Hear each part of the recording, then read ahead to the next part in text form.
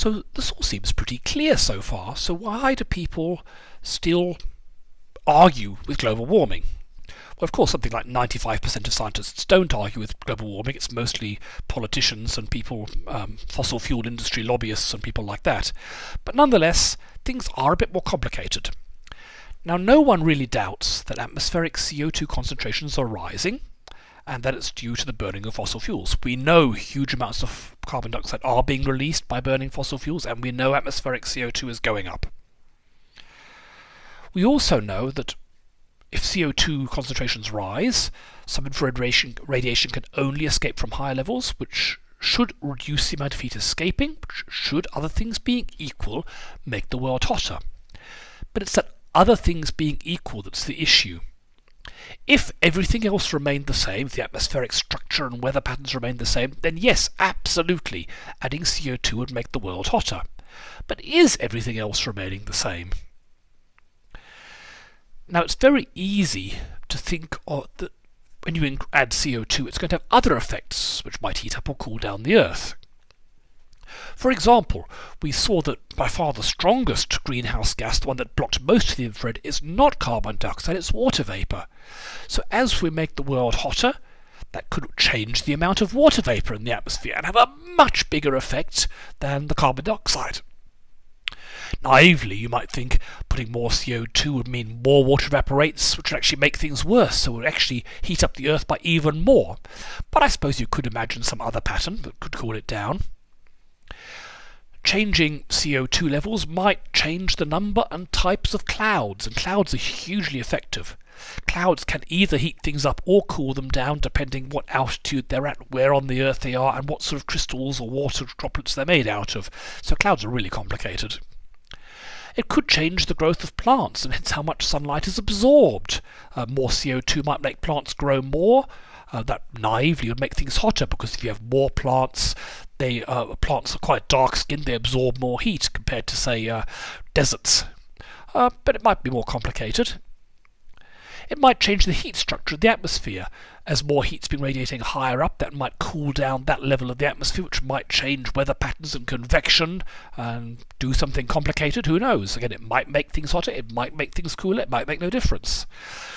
And of course, changing CO2 might affect atmospheric circulation or ocean currents.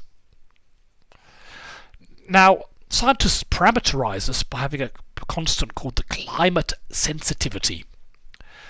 It's defined as how much warmer the Earth gets on average if you double the amount of CO2, of carbon dioxide in the atmosphere.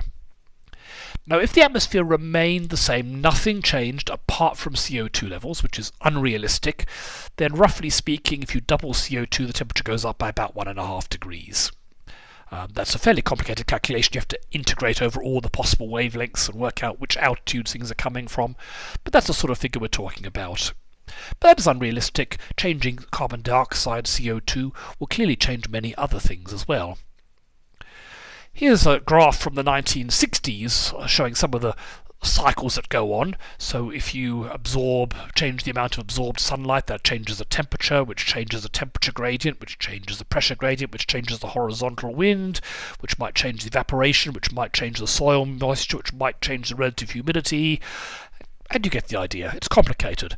Changing any one thing changes many other things, and those other things also affect the climate. It could well make things worse, but it is just about possible that maybe all this complicated web of changes might cancel things out. And for a long time that's what people thought. They thought that maybe the Earth's climate was a self-regulating system. If you try and make it hotter, it might resist this complicated web of changes, might oppose that and bring the temperature back down again and keep it constant. We don't know that, but this was an idea. Here is a more modern diagram showing some of the connections that might go on, and it's getting insanely complicated. This has a lot more biology, marine chemistry, terrestrial ecosystems in here. But clearly it's a lot of complicated stuff going on.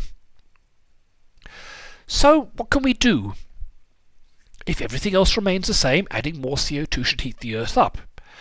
But there's a lot of complications going on. So there are basically 3 tests we could use to measure the climate sensitivity. One is, the Earth's already got a lot more CO2. Has the temperature risen? Pretty simple test, and we can look at how much the temperature has risen, divide it by the amount of extra CO2 and work out the climate sensitivity. A second way would be to look at climates in the distant past, periods before when we have climate records and weather stations. And in the past, as we will see in a bit, there are times when CO2 levels were much higher or lower. And so we can see, how did the CO2 vary then? When there were high CO2, was the temperature hotter? Low CO2, was it colder in the past? And measure the climate sensitivity. Or we can bite the bullet and try to actually deal with all this complexity. We can try and develop a computer model that factors in all this complicated, how the plants change, how the weather changes, and so on. And these are called general circulation models or global climate models, and we'll talk about them later as well.